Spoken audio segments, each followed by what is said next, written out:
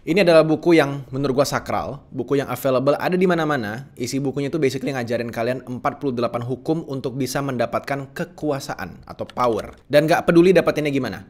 Dan kalau gue bisa kasih beberapa kata, ini isinya genius. Pure 100% genius. Tapi dark as Ini pas gue baca, ini rasanya kayak gue baca kayak kitab kegelapan gitu ya. Gue sangat yakin ini tuh dibaca sama Andrew Tate, walaupun dia hampir nggak pernah bilang ya kalau dia pernah mention buku ini sama sekali. Gue juga sangat yakin kalau ini pasti dibaca sama Timothy Ronald, ya sama Raja Kripto Indonesia. Cuman dia pasti nggak pernah mention di podcast atau dimanapun kalau dia pernah baca buku ini. Tapi ya sekali lagi ini cuma asumsi gue pribadi aja, ya mungkin aja gue bisa salah. Tapi kalau kalian dengar isi bukunya, kalian pasti paham apa yang gue maksud. Gue bakal kulik hanya satu hukum di buku ini dan kita bakal bahas banyak banget tentang hukum-hukum itu yang dipakai secara jelas-jelas sama Andrew Tate di depan umum, orang paling kontroversial di muka bumi ini. Banyak orang yang suka sama dia, tapi di saat yang bersamaan banyak juga yang benci sama dia. Gue pribadi cenderung lebih ke suka sama dia. Gue ngeliat dia lucu, sangat karismatik, jago banget public speaking, like luar biasa jago. Tapi at the same time, gue juga sangat paham kenapa banyak banget orang yang benci sama dia, dan gue sangat hargai perspektif orang-orang ini. Ini bukunya luar biasa bagus, I highly recommend, at least kalian baca satu kali, ya nggak peduli kalian dapetinnya dari mana. Yuk, kita bakal bahas isi kepala Andrew Tate pakai buku ini.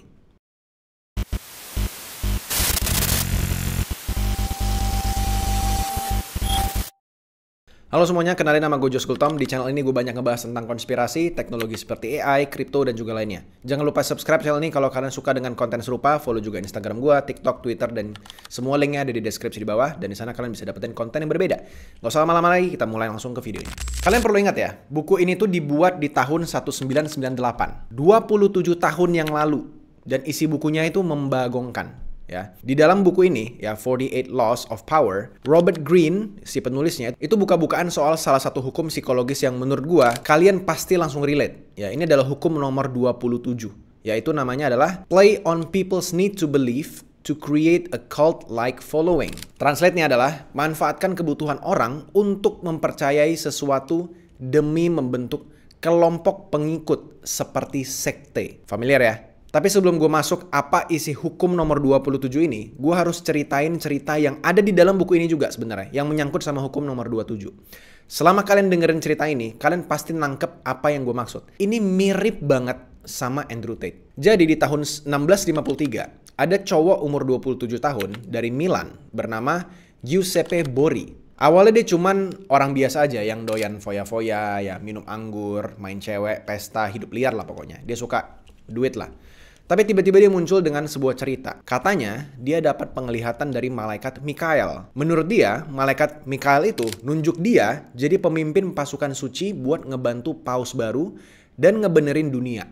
Dia bilang dia nemuin sebuah cara untuk bisa ngobrol sama jiwa orang atau bahkan bisa nemuin batu ajaib yang katanya bisa nyembuhin penyakit dan ngubah logam jadi emas. Ya, bagi kalian yang mungkin tahu namanya adalah Philosopher's Stone nama batunya. Teman-temannya itu semuanya shock. Ya, kalian perlu tahu ini tahunnya zaman dulu banget ya. Orang-orang masih sangat-sangat percaya hal-hal ginian. Ya, cuma pada zaman itu pas dia ngomong-ngomong seperti itu, teman-teman ini pada shock semua karena ngelihat dia tiba-tiba berubah mendadak banget. Dari yang hidupnya tuh penuh dengan dosa, jadi tiba-tiba omongannya tuh sangat-sangat spiritual. Dia juga ngomongin ilmu-ilmu yang katanya rahasia dan nyuruh orang ikut dia kalau mau diselamatkan. Tapi makin lama, cerita dia ini makin lebay. Ya, dia keliling Eropa dari Austria sampai ke Belanda dan di setiap kota dia bilang hal yang sama. Siapapun yang ikut gua bakal diberkatin. Dan anehnya, makin lebay ceritanya, semakin aneh dan semakin melebih-lebihkan, makin banyak orang yang percaya. Kalau dia nemuin orang yang baru ya, dia pura-pura kayak ngelihat masa depan orang itu. Ya, dia tatap matanya gitu, lama-lama sambil kayak ngomong pelan gitu. Gua bisa ngelihat takdir lu berbakat luar biasa gitu. Dan padahal itu semua cuma acting doang.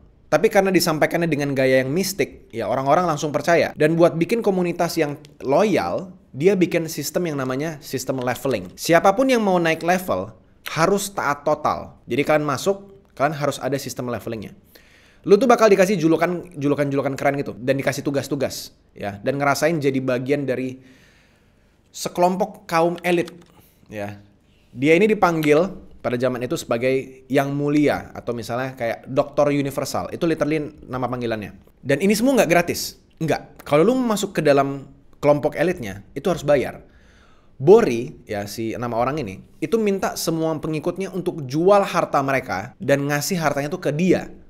rumah, emas, perhiasan, bahkan bahan-bahan kimia yang katanya bakal dipakai buat eksperimen suci. Tapi dia sendiri nggak pernah hasilin satupun penemuan sebenarnya. Yang dia lakuin apa?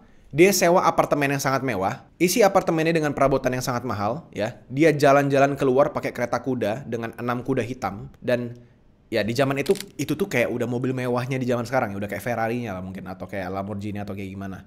Jadi dia tuh datang ke kota dengan sangat mewah penampilannya. Kalau dia datang ke kota, orang-orang itu langsung berebut buat ngasih dia uang dan berlian, berharap buat dapetin keajaiban. Dia juga nyebarin kabar kalau dia bisa nyembuhin orang buta dan juga orang lumpuh, tapi nggak pernah dibuktikan secara langsung. Dan kalau ada orang miskin yang minta tolong, dia bakal bantuin secara gratis di depan umum supaya dia kelihatan mulia. Karena makin banyak yang percaya, dia di sini kondisinya makin lama makin tidak tersentuh. Ya, untouchable orangnya. Gereja sempat nyebut dia itu adalah orang sesat, tapi dia jawab dengan tenang dan elegan dan karismatik gitu. Ya, yang bikin reputasinya itu malah naik. Dia jadi orang yang sangat kontroversial pada zamannya. Pengikutnya bahkan bilang kalau Yesus itu palsu dan Borilah yang sebenarnya adalah utusan Tuhan. Ujung-ujungnya dia ditangkap dan dipenjara. Tapi bahkan di dalam sel penjaranya, dia masih dikunjungi sama ratu, sama bangsawan. Ya, mereka itu ngasih dia berlian dan uang buat terus nyari batu ajaib itu di Philosopher's Stone-nya itu. Yang katanya bakal bikin semua orang itu kaya karena batu itu bisa ngubah semuanya menjadi emas. Dan selama sepanjang hidupnya sampai dia mati, Bori tetap mainin perannya itu. Tetap mainin perannya itu sampai akhir hayatnya, sampai dia mati. Dia terus ngelakuin itu. Sampai di sini kalian ngerasa nggak ada yang plek-ketiplek sama perjalanan suksesnya Andrew Tate? Like bener-bener plek-ketiplek ya. Cuman ada beberapa perbedaan yang menurut gue sangat berbeda ya menurut gue ya. Dan ini tuh dipakai Andrew Tate sampai hari ini. Dan perbedaan inilah yang menurut gue membuat dia masih relevan bahkan di tahun 2025 ini. Jadi di buku ini, terutama di hukum nomor 27, di buku ini literally ada 5 step. Jadi kayak step 1, step 2, step 3. Bener-bener dikasih caranya satu persatu ya. Kita mulai dari step 1. Robert Greene, si penulisnya itu buka strategi nomor 27 ini dengan satu prinsip yang paling fundamental. Kalau lu mau bikin orang-orang percaya, jangan pernah kasih tahu mereka jawaban yang terlalu jelas. Orang itu tuh nggak butuh instruksi teknis atau yang peta yang sangat terperinci. Mereka cuma butuh satu hal, yaitu harapan. Dan supaya harapan itu nggak gampang dibantah, lu harus bikin janji yang kabur, yang nggak jelas.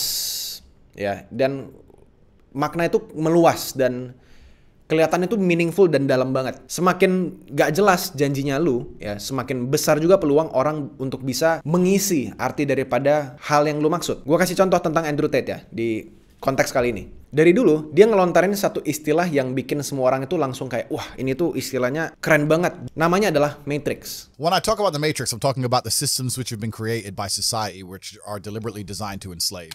Tapi dia nggak pernah jelasin definisiin Matrix itu apa secara plek-ketiplek satu kalimat yang jelas dan definisinya selalu sama. Itu nggak pernah jelas. Dia cuma bilang kalau Matrix adalah sistem yang ngendaliin lu, ya ngerusak hidup lu, ngebikin lu miskin, dan ngebuat itu lu lemah gitu. In this matrix we're used for our efforts and our energies, existing inside of a system which is deliberately rigged to make the rich richer and for the poor to stay poor. Yeah. Tapi sistemnya kayak gimana? Dia nggak jelasin secara terperinci. Dia bikin itu justru malah kayak semacam kabur dan nggak jelas.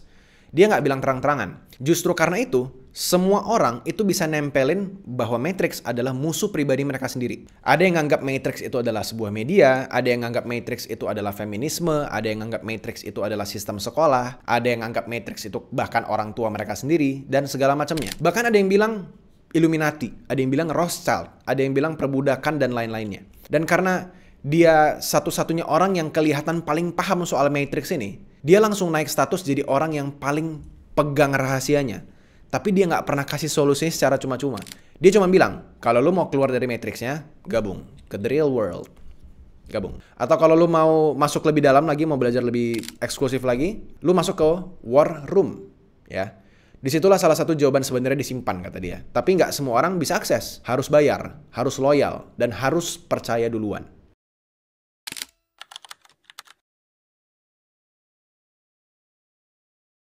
Di step kedua, Robert Greene bilang, kalau lo mau bikin orang percaya sama kalian, jangan ajak mereka untuk mikir, ajak mereka untuk merasa, pakai hati.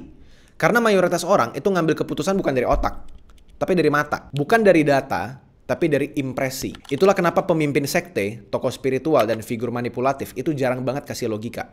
Yang mereka kasih itu justru pertunjukan, sebuah show, ya, gaya hidup, ya, sebuah simbol, dan sesuatu yang bisa dilihat, tapi sulit untuk dipahamin. Ini gue kasih contoh juga. Andrew Tate ini tuh bener-bener tahu soal ini. Ya, dia tuh nggak pernah ngasih kalian tuh materi kuliah soal ekonomi. Ya, nggak nunjukin kayak chart gitu, nggak pernah. Nggak bahas sistem pajak. Ya, yang ditampilin adalah Bugatti, mobil Bugatti hypercar-nya itu. Dia muncul pakai kacamata hitam ya, pakai badannya yang six pack gitu, berotot, jam tangan mahal ya, sambil duduk di sofa yang mahal banget sambil dipijit-pijit gitu. Sambil dia bilang, "You're broke because you're lazy," gitu. Dia punya cewek-cewek gitu di model di kiri kanannya, ya ada private jet pribadi ya. Itu jadi sebuah hal yang sangat rutin sama dia. Makan siang pakai steak gitu sambil mainin laptop, sambil kasih kalau ada sisa steaknya dikasih ke anjingnya gitu. Dan efek visual ini, itu mau kalian nggak setuju atau nggak, itu kuat banget efeknya. Dia kelihatan kayak seorang pemenang. Kebanyakan orang, mayoritas orang, itu nggak akan nyari bukti selama mereka itu dikasih sebuah kesan. Gue sudah bebas dari Matrix. Lo belum, tapi lo bisa. Gaya hidup yang dia kasih ke kalian di kamera, itu tuh cuman sebuah panggung.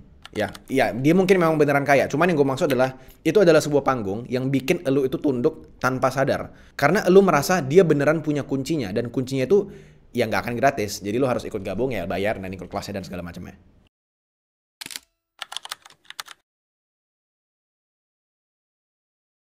Step ketiga yang menurut gue ini sangat-sangat out of the box ya. Kalau lo mau bikin pengikut lo loyal sampai titik buta, tirulah agama. Karena agama punya kekuatan yang gak bisa disaingin sama ideologi lain. Ya, dia ngasih arah, ngasih status, ngasih aturan, dan pengorbanan yang kelihatannya itu sangat mulia. Dan yang menurut gue itu paling gila adalah pas dia ditahan di penjara Romania. Ya, banyak orang yang nunggu itu kayak, ini Andrew Tate kayak gimana di dalam dan segala macamnya. Tapi dia keluar, itu tuh dengan sangat-sangat pintar menurut gue. Ya walaupun ini menurut gue agak-agak salah dikit ya. Cuman dia keluar, kalau kalian ingat, dia bawa apa di tangannya? Dia bawa Al-Quran. Ya, dia nggak ngasih statement yang aneh-aneh, nggak bilang yang gimana-gimana. Dan kalau kalian perhatiin ya, semenjak dia mulai kena kasus dan persentase istilahnya dia itu mau dipenjara semakin tinggi, dia tiba-tiba convert atau pindah agama jadi Muslim. Momen itu tuh jadi titik balik ya. Dari figur seorang yang dikenal sebagai pria yang kasar, dia berubah menjadi tokoh yang sangat spiritual. Dia nggak lagi seorang mentor, tapi jadi simbol moral gitu. Dan semenjak itu, mau ngekritik dia tuh jadi agak rumit. Karena kalau misalnya lu serang dia, sekarang lu berhadapan sama orang-orang ribuan atau bahkan jutaan muslim lainnya. Yang juga orang-orang nganggap dia itu bukan semacam manusia lagi. Jadi kayak udah kayak ngebawa pesan gitu. Tapi kalian coba lihat dia sekarang kehidupan kayak gimana. Apakah menggambarkan seorang muslim? Ya kalian jawab sendirilah, gue nggak tahu ya.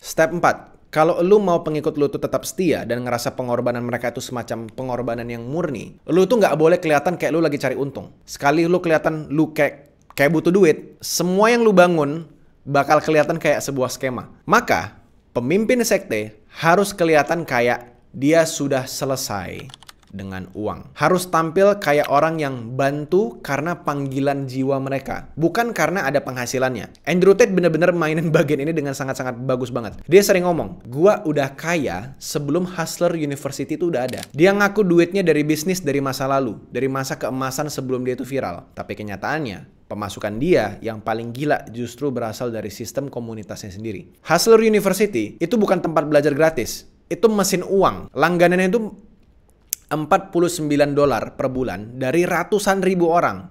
Itu jutaan dolar per bulan. Tapi Andrew Tate nggak pernah ngomong itu kalau itu produknya dia, satu-satunya produk dia. Dia tuh ngejual sebuah misi di situ. Dia bilang kalau lu bayar, ya itu bukan buat gua, tapi itu buat hidup lu sendiri. Dan itu yang dimaksud sama step ini, ya sama si penulis bukunya. Lu harus bikin pasukanmu kelihatan kayak efek samping dari kebaikanmu sendiri.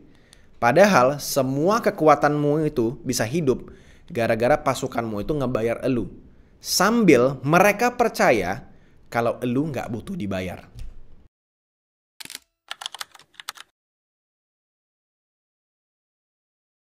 Step kelima, bikin pengikut lu ngerasa bahwa mereka lagi di dalam sebuah perang melawan sesuatu. Penulis bukunya bilang, semua sekte yang besar selalu punya satu bahan bakar utama, yaitu adalah musuh besar bersama. Entah itu iblis, entah itu pemerintah, entah itu sains, entah itu budaya populer, atau segala macamnya. Pemimpin sekte harus punya penjahat raksasanya.